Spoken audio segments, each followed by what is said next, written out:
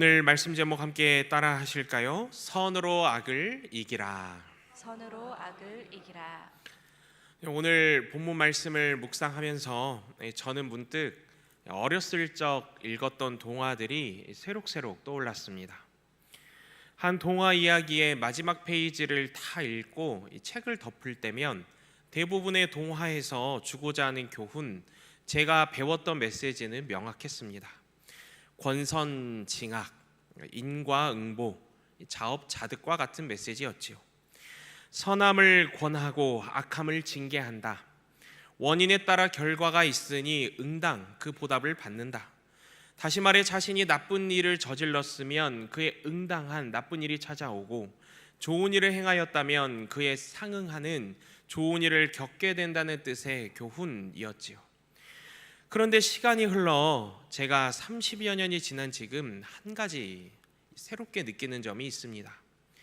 이전에는 그것이 서적이든 영화든 드라마든 여기에 담긴 이야기의 결말은 권선징악, 인과응보, 자업자득과 같은 메시지였는데, 어느덧 어느 날 어느 순간 서점에 들러 책 제목을 살펴보거나 유튜브, 영화, 드라마에서 이야기하는 책 주제를 보면은 응징, 복수, 안갚음에 대한 주제가 너무나도 많이 담겨 있다라는 것을 보게 되었습니다. 어쭈, 너가 나한테 때렸어?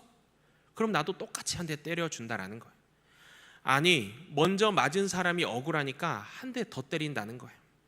어쭈, 네가 내 겉옷을 훔쳐갔어? 나는 내 겉옷과 신발과 양발까지 다 훔쳐갈 거야. 어쭈, 네가 내 동생의 목숨을 앗아갔어? 철천지 원수. 나는 네 동생과 누나, 형과 네 부모님까지 가족 모두의 목숨을 다 빼앗아 버릴 거야. 복수하고 응징하고 되갚아 준다는 것이지요. 권선징악의 대표 이야기로 손꼽는 흥부전으로 따져본다면, 놀부의 아내가 밥풀이 묻은 주걱으로 밥 구걸을 하러 온 흥부의 뺨을 때리자 이제는 가만히 있는 흥부가 아니라 또 뺨을 맞아 그 뺨에 밥풀이 묻어 좋으니 다른 뺨도 때려달라고, 그래야 밥풀이 또 묻어 좋다고 가만히 있는 흥부가 아니라 똑같이 주걱으로 때리고 그 주걱을 빼앗아 복수하고 응징하는 이야기, 복수하고 응징하고 대갚아주는 메시지를 담아 서적이든지 영화든지 드라마든지 어디든지 간에 내보내고 있다라는 거예요. 저는 이걸 보면서 마음이 좀 불편했습니다. 많이 불편했어요. 어느 날 어느 순간 권선징악, 인과응보와 같은 메시지는 그 힘이 약해지고 외면받기 시작했다라는 느낌이어서 불편했을까요?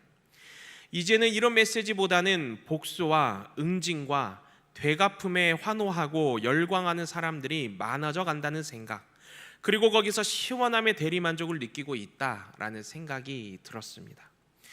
권선징악, 인과응보, 자업자득과 같은 메시지는 시대의 유행을 탈 내용이 아닌, 예로부터 지금까지 그리고 앞으로도 선함을 추구하며 선한 사람으로 살아가고자 오늘 하루를 부단히도 애쓰고 노력하는 우리 모두에게 너무나도 중요한 메시지인데 참으로 씁쓸한 생각이 많이 들었습니다. 그러면서 저는 정작 잘하고 있는지 돌아보게 되었어요. 하나님께서 제 인생에 살아온 이 과거 이야기를 바로 보게 하셨습니다. 악에게 지지 말고 악을 악으로 갚지 말고 선으로 악을 이기라 라는 하나님의 말씀을 따르며 잘 순종하고 있는지, 정말로 저는 원수가 줄이거든 도리어 먹을 것을 내어주고 원수가 목말라 하거든 도리어 마실 것을 주는지 되돌아보게 되었어요. 그리고 한때 정말 저를 힘들게 하고 또 괴롭게 하였던 한 집사님 가정을 떠올리게 되었습니다. 제가 10여 년 전 군생활 시절 군교회에서 만나 뵈었던 집사님이었는데요. 당시 저는 군교회 군종병으로 있을 때였습니다. 그런데 이 집사님은요, 이 군 내에서 전대 하나를 통솔하는 높은 계급에 있는 분이셨어요.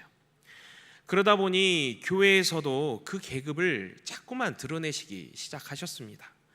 군대의 특성상 종교인, 다시 말해 목사님, 신부님, 스님도 모두 계급이 있었는데요.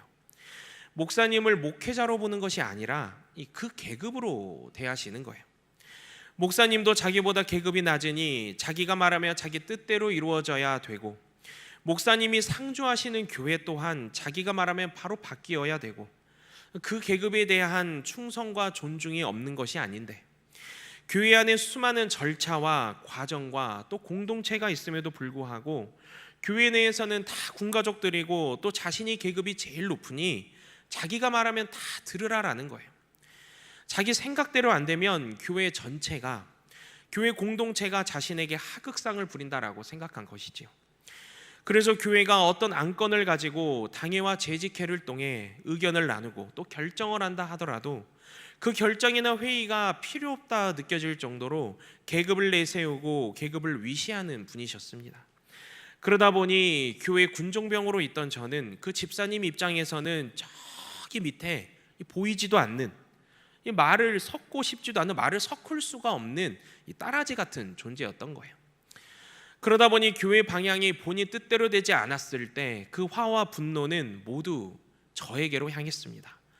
마치 교회와 목사님은 자기 뜻대로 안 되더라도 군종병 너 하나만큼은 내 뜻대로 되어야 한다는 의지를 다지셨는지 교회에 군종병 필요 없다고 군기 아닌 군기를 날마다 잡으셨고, 감찰실을 통해 교회를 계속해서 조사하고 들쑤셔서 사람 머리로는 이해하려 해도 이해할 수 없는 트집을 잡아 저를 2번이나 군기교육대로 보냈습니다.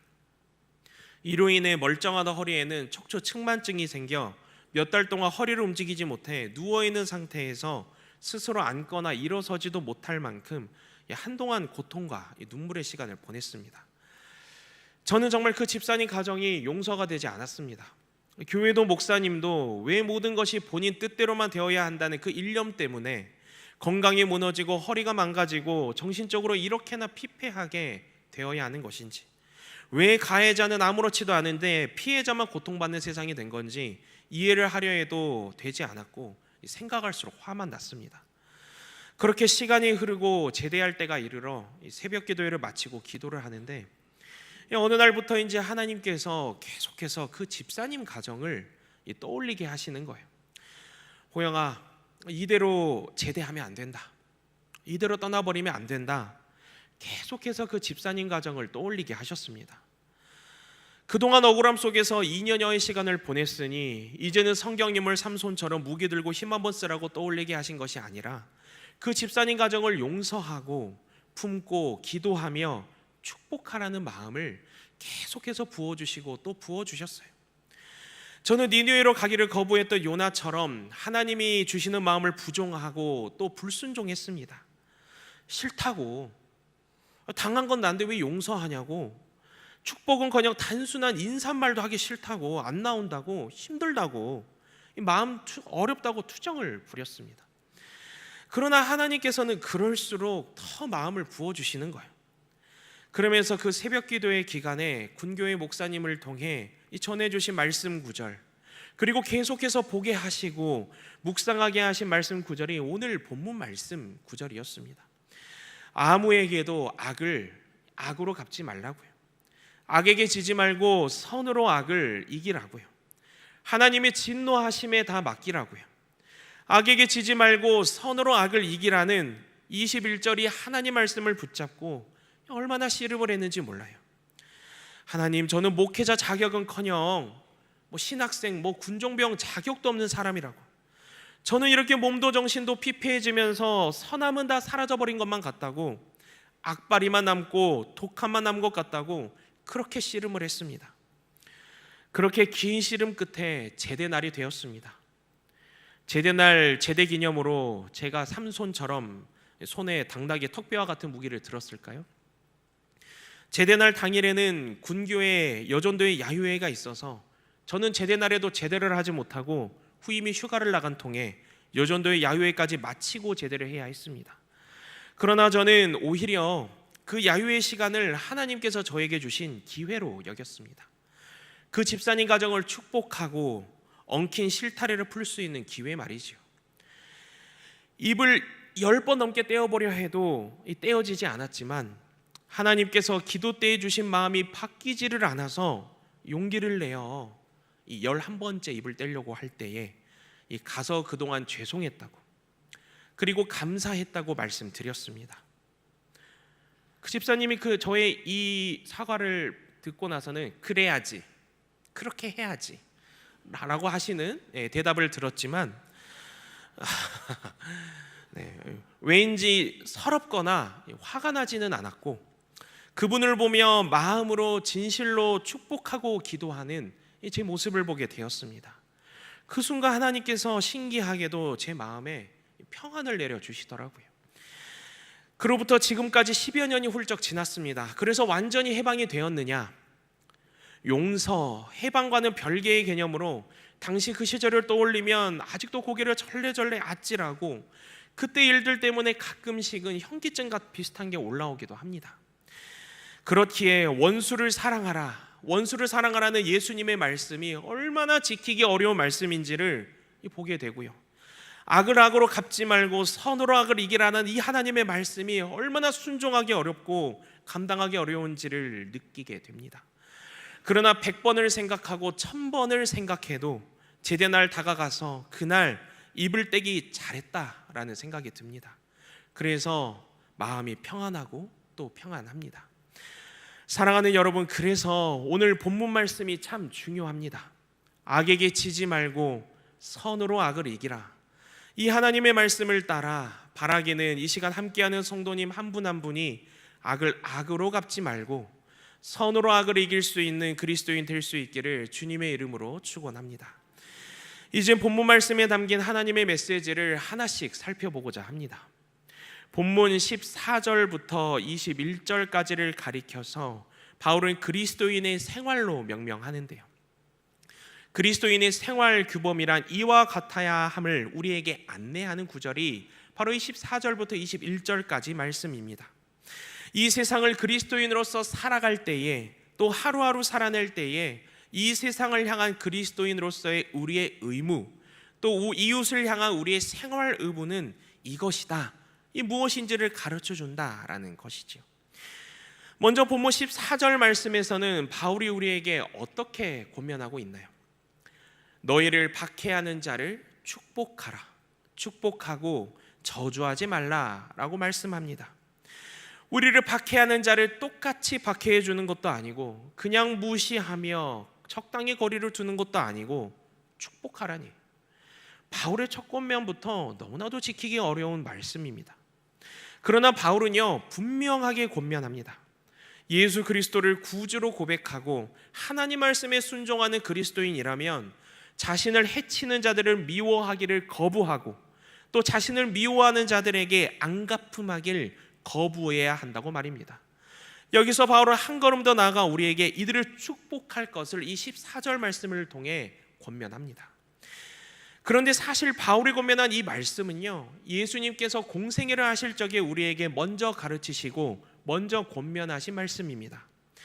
마태복음 5장 말씀을 화면을 통해 볼까요? 44절 말씀을 보면 예수님께서는 우리에게 이렇게 말씀하셨습니다.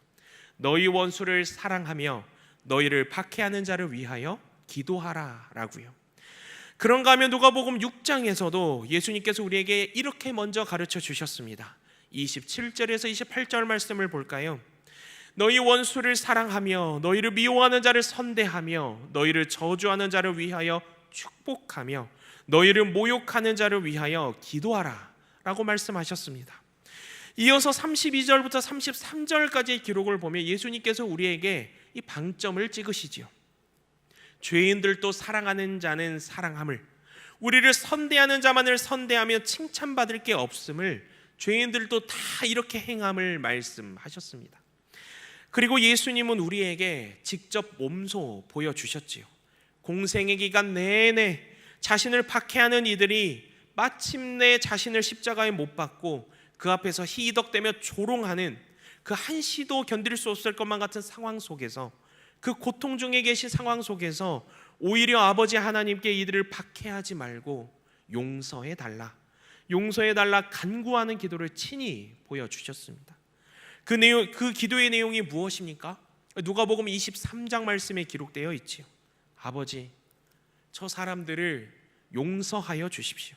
저 사람들은 자기네가 무슨 일을 하는지 알지 못합니다 라고 기도하셨습니다. 우리는 어떻습니까?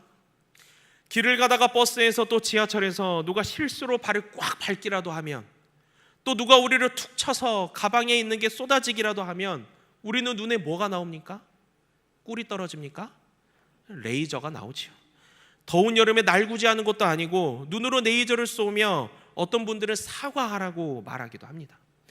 하물며 예수님은 자신을 작정하고 괴롭히며 비방하며 못살게 굴며 작정하고 자신을 십자가에 못 박아 희덕대고 조롱하는 이들에게 베드로전서 2장에 기록된 바와 같이 욕을 당하시되 맞대어 욕하지 아니하시고 고난을 당하시되 위협하지 아니하셨습니다. 사랑하는 여러분, 우리를 박해하는 자를 축복하라는 이 말씀의 기록을 주님께서 오늘 나에게 하시는 말씀으로 붙들고 기도하며 또 결단할 수 있기를 바랍니다. 입으로만 생각으로만 예수님 닮겠다 고백하지 않고, 가만 보니 내가 닮을 수 있는 부분만 닮겠다 여기지 말고, 예수님을 알기 전에는 원수와 같이 지난 인생을 살았던 나를 품으시며 안아주시며 용서하시며 사랑한다 말씀하신 예수님, 그 예수님 사랑 따라 원수를 사랑하며 우리를 미워하는 자를 선대하며 우리를 저주하는 자를 위하여 축복하며 우리를 모욕하는 자를 위하여 기도할 수 있는 저와 여러분 될 수 있기를 주님의 이름으로 축원합니다. 이어서 본문 15절 말씀을 살펴볼까요? 15절 말씀에는 어떻게 기록되어 있습니까? 즐거워하는 자들과 함께 즐거워하고 우는 자들과 함께 울라라고 말씀합니다. 그런데요, 이 말씀을 보면서 언뜻 이렇게 생각할지도 모르겠습니다. 즐거워하는 사람들과 함께 즐거워하고 우는 사람들과 함께 울라고? 뭔가 이 말씀은 어렵지 않고 따르기 쉬운 것 같은데, 원수를 사랑하다는 말씀보다는 훨씬 마음의 부담도 없고 괜찮잖아 라고 생각할지도 모르겠습니다. 그러나 사실 이 말씀은요, 사단 마귀가 우리를 공격할 때에 이 말씀을 지키지 못하도록 가장 교묘하게 이용하는 루트입니다. 어떻게 공격하고 어떻게 교묘하게 이용하느냐? 남들과 자신을 비교하는 마음을 주어서 끊임없이 공격하고 이용한다라는 거예요. 예를 들어 볼까요? 같은 회사 입사 동기가 손을 대는 일마다 인정을 받고 잘 나가서 내가 처한 현실이나 내가 거둔 성취는 도리어 황량하고 보잘것없어 보이게 할 때, 이때 사탄은요, 이 입사 동기를 향해 함께 즐거워하고 인정해주고 기뻐하라는 마음을 절대로 주지 않습니다. 도리어 이 입사 동기가 숨 쉬는 모습만 보아도 화가 나고 분노가 치밀어 오르도록 우리 생각을 공격하고 우리 마음을 조장하고 우리를 유혹하려고 해요. 입사 동기 너만 아니었어도 그 자리에는 내가 앉아 있을 텐데, 하필이면 너와 동기로 들어온 통에 내가 이 지경이 되었고, 너 때문에 나는 한없이 처량하고 한없이 못나 보인다, 다 너 때문이다 라는 이 못난 심보를 주입한다라는 것이죠. 제가 한 회사로서의 예시를 들었지만, 우리가 속한 다양한 공동체 안에서 또 다양한 사람들과의 만남 속에서 우리는 이런 상황들을 비슷하게 계속해서 접하게 되지 않습니까? 그래서 즐거워하는 자들과 함께 즐거워하라는 이 말씀을 보게 되면 우리는 사단 마귀의 공격으로 말미암아 반항심이 들 때가 생긴다라는 거예요. 내 마음은 너 때문에 하루 종일 장례식 분위기인데 도저히 즐거울래야 즐거울 수가 없다, 기뻐할래야 기뻐할 수가 없다 여긴다라는 것입니다. 저는 이것을 비교의 불행으로 설명하고 싶습니다. 예전에도 비교의 이행시를 한두 차례 말씀드린 적이 있는데요. 화면에 이행시가 나올 겁니다. 비교하면 교만해지거나 불행해지거나. 비교를 하게 되면 어느 쪽이든 하나님이 보시기에 아름다운 모습이 아니다라는 것입니다. 교만해져서 하나님을 원망하고 하나님을 멀리하고 하나님을 바라보지 않게 되든지, 아니면 모든 것이 다 내게 축복을 주시지 않은 하나님 때문이라고 하나님을 싫어하고 하나님을 멀리하고 하나님을 원망하든지, 다 하나님 보시기에 아름다운 모습이 아니다라는 것입니다. 그렇다면 하나님이 보시기에 아름다운 그리스도인의 모습은 무엇일까요? 우리는요, 벌써 그 답을 알고 있습니다. 저 사람은 참 이 모습도 별로고 저 모습도 별로인데 왜 저 사람에게 좋은 일만 일어날까? 나는 왜 이 모양일까? 이리저리 재보고 절망하고 비교하던 이전의 내 삶을 내려놓고 내 이웃에게 일어난 즐거운 일에, 행복한 이슈에 마치 내일처럼 즐거워하며 내일처럼 기뻐하고 내일처럼 행복해하는 것이 분명 하나님이 원하시는 그리스도인다운 태도라는 것입니다. 이것이 하나님이 보시기에 아름다운 그리스도인의 태도라는 거예요. 이것은 하나님이 원하시는 그리스도인의 아름다운 태도, 슬픔에 함께 반응하며 함께 우는 것에도 동일하게 적용됩니다. 내 일이 아니더라도 나와 다른 이웃의 고난을 내 일처럼 헤아리고 그 고난에 공감하며 동참하는 것이 그리스도인의 아름다운 태도라는 것입니다. 요한복음 3장 16절의 말씀이지요. 하나님이 세상을 이처럼 사랑하사 독생자를 주셨으니 이는 그를 믿는 자마다 멸망하지 않고 구원을 얻게 하려 하심이라. 우리를 사랑하시는 하나님의 마음속에는 마귀의 소나기 가운데 붙잡혀 있고 매일 죄 가운데 노출되어 있는 우리를 사랑의 마음으로, 따뜻한 마음으로 불쌍히 여기시고 긍휼히 여기시어 우리에게 하나뿐인 아들인 예수 그리스도를 내어주셨다. 하나뿐인 아들을 내어주실 정도로 우리를 긍휼히 여기시고 사랑의 마음으로 안아주셨다. 이것이 하나님의 사랑 아닙니까? 하나님의 불쌍히 여기심, 긍휼히 여기심을 영어로 표현하면요, 컴패션입니다. 전 세계 어려운 아이들의 인생을 살리고 그 가정을 살리는 선교단체 한국 컴패션, 들어보셨지요? 컴패션이라는 영어에 담긴 뜻이 하나님의 불쌍히 여기심이더라고요. 우리를 향한 하나님의 마음, 우리를 향한 하나님의 그 따뜻한 사랑에는 컴패션, 우는 자들과 함께 울라, 슬퍼하는 자들과 함께 슬퍼하라, 하나님의 긍휼히 여기심과 불쌍히 여기심이 담겨있는 것이로구나 묵상하게 되었습니다. 고린도전서 12장 26절에는 이렇게 기록되어 있지요. 만일 한 지체가 고통을 받으면 모든 지체가 함께 고통을 받고 한 지체가 영광을 얻으면 모든 지체가 함께 즐거워하느니라 라고 말입니다. 사랑하는 여러분, 우리는요 주님의 성품을 닮아야 합니다. 이를 믿으십니까? 우리를 끝까지 사랑의 마음으로 품으시고 함께 하신 우리 주님의 성품을 닮아서 즐거워하는 자들과 함께 즐거워하고 또 우는 자들과 함께 울 수 있는 이 저와 여러분 될 수 있기를 주님의 이름으로 축원합니다. 다음으로 보면 16절 말씀을 살펴볼까요? 16절 말씀 어떻게 기록되어 있습니까? 서로 마음을 같이 하며 높은 데 마음을 두지 말고 도리어 낮은 데 처하며 스스로 지혜 있는 채 하지 말라라고 말씀합니다. 서로 마음을 같이 하며, 바울이 권면하는 마음을 같이 하며라는 이 표현은 마음을 같이 하는 그 대상이 누구이며 또 어떤 마음을 같이 한다는 말씀일까요? 바울은 뒤은 로마서 15장 5절에서 이 권면의 내용을 한 번 더 되풀이합니다. 5절 하반부를 살펴보면은요, 그리스도 예수를 본받아 서로 뜻이 같게 하여 주사라고 기록되어 있지요. 서로 마음을 같이 하여, 마음을 같이 하는 그 대상은요, 우리의 그리스도가 되시는 예수님이라는 것입니다. 그리스도이신 예수님의 마음을 본받아 예수님과 서로 마음을 같이 한다라는 거예요. 그렇게 예수 그리스도의 마음과 같이 하여 예수님의 마음과 하나 되어 바울은 우리에게 어떤 태도로 살아갈 것을 권면하느냐? 방금 읽었지요? 높은 데 마음을 두지 말고 도리어 낮은 데 처해라. 다시 말해 교만하지 말고 겸손하라. 겸손히 살아갈 것을 권면합니다. 높은 데 마음을 두지 말라. 바울의 이 권면은 어디서로부터 나온 것일까요? 예수님께서는 먼저 누가복음 14장 말씀을 통해서 우리에게 이렇게 말씀해 주셨습니다. 내가 점심이나 저녁이나 베풀거든 벗이나 형제나 친척이나 부한 이웃을 청하지 말라. 두렵건대 그 사람들이 너를 도로 청하여 내게 가품이 될까 하노라. 잔치를 베풀거든 차라리 가난한 자들과 몸 불편한 자들과 저는 자들과 맹인들을 청하라. 그리하면 그들이 갚을 것이 없으므로 내게 복이 되리니 라고 말씀하셨습니다. 예수님은요 잔치를 베풀 때에 이웃을 청하는 행위 자체를 두고 말씀하신 것이 아니라 그 행위 이면에 자리한 동기를 말씀하신 것이었어요.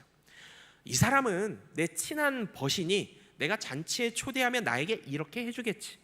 저 사람은 이 마을에서 동네에서 잘 나가는 유지이고 부한 이웃이니 내가 잔치를 베풀고 잘해드리면 뭔가 나에게도 떨어지는 보답이 있겠지. 그렇게 자신의 미래와 안녕에 적금을 들고 보험을 들듯이 보답으로 초대를 받으려는 목적에서 행하는 그 동기를 두고 예수님은 말씀하신 거예요. 이것이 높은 데 마음을 두지 말라라는 말씀에 담긴 뜻이라는 것입니다. 그 대상이 어떠한 사람들이지 간에 그 사람이 부하든지 남루하든지 상관없이 행위 이면에 엉뚱한 동기를 갖지 않고 예수님과 서로 마음을 같이 하여 이들을 예수 그리스도의 마음으로 동일하게 섬기고 함께 하는 것, 이것이 높은 데 마음을 두지 말고 도리어 낮은 데 처하라는 말씀에 담긴 주님의 뜻이자 우리를 향한 주님의 권면인 것입니다. 이어서 16절 하반부 말씀을 볼까요? 스스로 지혜 있는 채 하지 말라라고 말씀하지요. 주님과 마음을 같이 하지 않고 스스로 누군가에게 무엇을 바라거나 기대하는 마음으로 엉뚱한 의도를 가지고 높은 데 마음을 두지 말아야 하는 것처럼, 반대로 나 자신 스스로도 자신의 지혜와 달란트를 의지해서는 안 된다라는 것입니다. 하나님의 말씀에 겸손히 엎드리고 하나님의 말씀에 순종해야 한다라는 거예요. 제가 지금은 몸이 좀 이래 배워도 한때는 매일 아침마다 이 운동하며 슬림함을 나름 유지하던 때가 있었습니다. 보이지도 않던 15년, 20년 전 이야기인데요. 학부 시절 이야기입니다. 그때 운동을 혼자서는 꾸준히 유지를 하지 못할 것 같아서 학교에서 운동을 원하는 사람들을 모아 4-5명 모였습니다. 그렇게 해서 이제 운동 공동체를 만들어 이름도 지었습니다. 당시 이제 제가 살던 기숙사가 엘림관이었는데 엘림 공동체 해가지고 학교 앞 헬스장에 열심히 다닐 때가 있었습니다. 그런데 아직도 잊혀지지 않는 한 분이 있는데요. 저보다 2-3살 많은 형이었습니다. 그 형이 헬스장에 와서는 운동을 하기는 하는 것 같은데 모르든 자신을 그렇게 막 드러내고 싶었나 봐요. 그렇게 자기가 어떤 사람인지를 헬스장 트레이너한테 얘기하고, 오늘 룸메이트 처음 본 아주머니세요? 아주머니한테 얘기하고, 처음 본 아저씨분한테 얘기하고, 우리한테는 귀가 아프도록 벌써 얘기를 3번 4번 다 했고요. 운동하는 곳에 왔으면 운동에 좀 집중하고 운동 트레이너가 가르쳐주는 그 가르침에 좀 집중하고 운동으로 결과를 좀 보면 될 텐데, 그렇게 자기가 한참 때 이렇게 공부를 잘했고 나 이렇게 똑똑한 사람이고 그렇게 자기 학벌 자랑을 했다라는 거예요. 헬스장에서. 전 이 이야기를요 누구한테 들었느냐, 이제 처음에 그 형한테 들었지만 헬스 트레이너 쌤한테 들었습니다. 제발 그 형 좀 말려달라고, 귀가 아파 죽겠다고, 멀리서 다가오면은 말 많은 저승사자가 오는 것 같다고 저한테 좀 말려달라고 하더라고요. 그런데요, 이 형이요 자신이 사역하는 교회에 가서는 이 사역 이야기를 좀 하고 맡은 사역의 본분에 책임감을 가지고 최선을 다하기에도 시간이 부족할 것 같은데, 그렇게 만나는 성도님들마다 뭘 자랑했을까요? 나 운동한다고, 아침마다 공동체 만들어서 엘림 공동체 헬스장 다닌다고, 추워지는 늦가을에도 나시에 반팔을 입고 여기저기 팔에 힘을 잔뜩 주면서 교회의 로비를 배회하고 다녔다라는 거예요. 장소에 맞지 않게 엉뚱한 이야기를 한 것도 문제였지만 그렇게 스스로 지혜 있는 체를 해도 심하게 지혜 있는 척을 했다라는 것이죠. 사랑하는 여러분, 그리스도인이 스스로 젠체하며 잘난 척하며 있어 보이는 척하며 자신을 높이고 앉아 있다면 이것은 하나님의 말씀을 모르고 예수님의 가르침에 위배되는 심각한 자기 모순에 빠진 것임을 저는 확신합니다. 빌립보서 2장 3절 말씀에서는 이렇게 기록하고 있습니다. 아무 일에든지 다툼이나 허영으로 하지 말고 오직 겸손한 마음으로 각각 자기보다 남을 낮게 여기라 라고 말입니다. 본문 16절 말씀을 통해 우리가 마음에 새겨야 할 메시지는 분명합니다. 그것은 예수 그리스도의 마음을 본받아 먼저 예수님과 우리가 서로 마음을 같이 하는 것입니다. 높은 데 마음을 두지 않고 도리어 낮은 데에 처하는 것입니다. 내 지식, 내 달란트가 스스로 대단하다 여기며 내 뜻과 내 생각에 의지하는 교만한 모습이 이제는 그만 보이고 하나님 앞에, 하나님 말씀에 겸손히 살아가는 것입니다. 이것이 하나님께서 하나님의 자녀된 우리에게 진정으로 원하시고 바라시는 모습임을 알고 예수님과 먼저 서로 마음을 같이 하며 하나님 앞에 하나님 말씀에 겸손히 순종하며 살아가는 저와 여러분 될 수 있기를 주님의 이름으로 축원합니다. 다음으로 본문 17절 말씀을 좀 살펴볼까요? 17절 말씀을 살펴보면 어떻게 기록되어 있습니까? 아무에게도 악을 악으로 갚지 말고 모든 사람 앞에서 선한 일을 도모하라 라고 말씀합니다. 이것은 악에게 지지 말고 악으로 선을 이기라 라는 21절 말씀과도 연결이 되는데요, 우리를 박해하는 자들을 저주하지 말아야 할 뿐 아니라 이것을 넘어 절대로 보복 행위를 하지 말아야 한다라는 것입니다. 한문철의 블랙박스라는 프로그램을 알고 계신가요?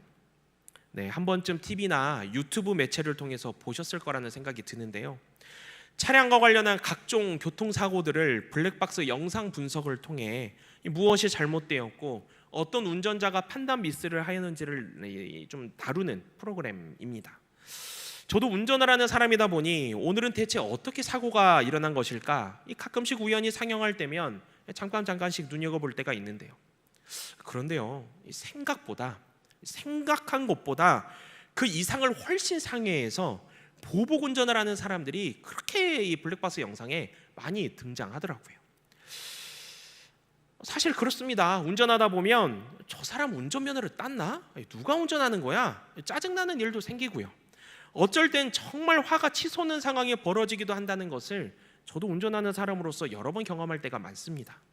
그런데 지구 끝까지 쫓아가겠다는 마음으로 쌍라이트를 켜며 쫓아가서 손으로 때리고 발로 차고 차를 훼손하고 상대방 차키를 뽑아서 다리미 풀숲이나 강으로 던져버리고 트렁크에서 둔기를 꺼내서 화가 풀릴 때까지 상대방 차를 부수고 상대방을 가격하고 끝내는 살인을 저지르는 사람도 있고요, 이런 이야기를 듣거나 보게 되면 저렇게까지 보복 운전을 해야만 했나라는 생각이 많이 들었습니다. 우리도 그렇습니다. 그리스도인임에도 하나님을 믿는다, 하나님의 자녀다 말하면서도 막상 우리에게 여러 상황이 벌어지면 모든 사람 앞에서 선한 일을 도모하라 라는 하나님의 이 말씀은 어디론가 간데없고 눈에는 눈, 이에는 이, 이것을 외치며 모든 사람 앞에서 악한 일을 도모하고 있는 내 자신을 어느새 발견하고 있지는 않습니까?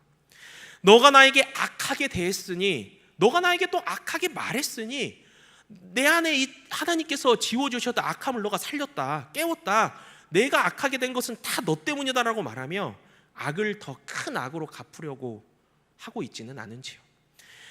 이것은 본문 19절 말씀에 기록된 바와 같이 하나님의 진노하심에 맡기지 못하고 우리가 하나하나 친히 나서서 원수를 갚으려 하고 복수하며 또 보복하려 하는 모습인 것입니다.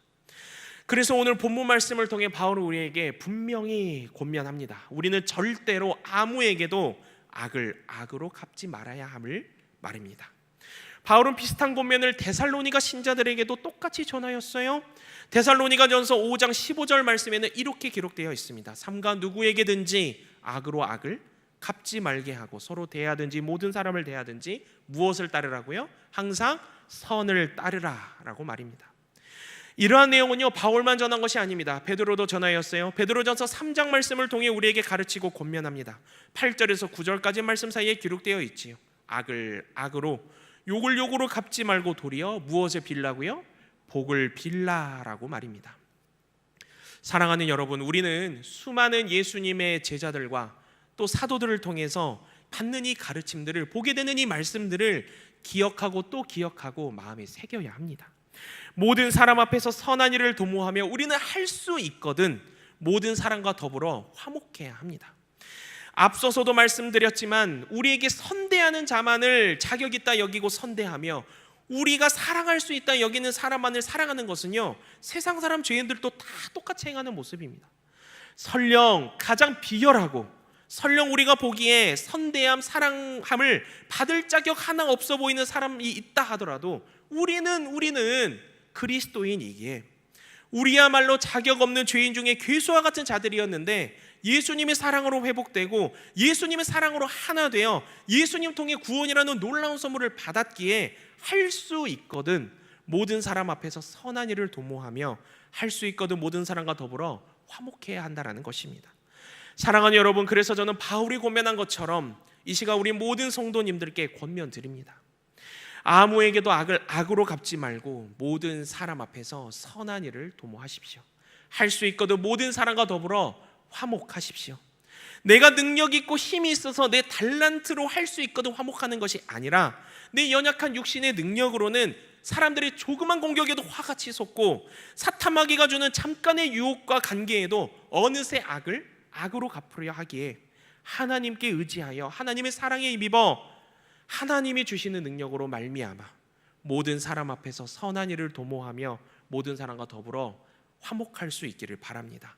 그럴 때에 21절, 오늘 본문 21절 말씀이죠. 바울이 우리에게 권면하는 바와 같이 악에게 지지 않고 선으로 악을 이기며 승리할 줄로 믿습니다. 이 시간 함께 찬양했으면 좋겠는데요. 사랑의 주님, 아무에게도 악을 악으로 갚지 않고 선으로 악을 이기며 승리하기를 원합니다. 죄로 인해 죽을 수밖에 없던 우리를 예수님의 사랑으로 품으시고 회복을 누리게 하신 것, 우리 또한 주님의 성품을 닮아 살아가기를 소원하는 마음, 이 결단함 가지고 이 시간 함께 찬양하겠습니다.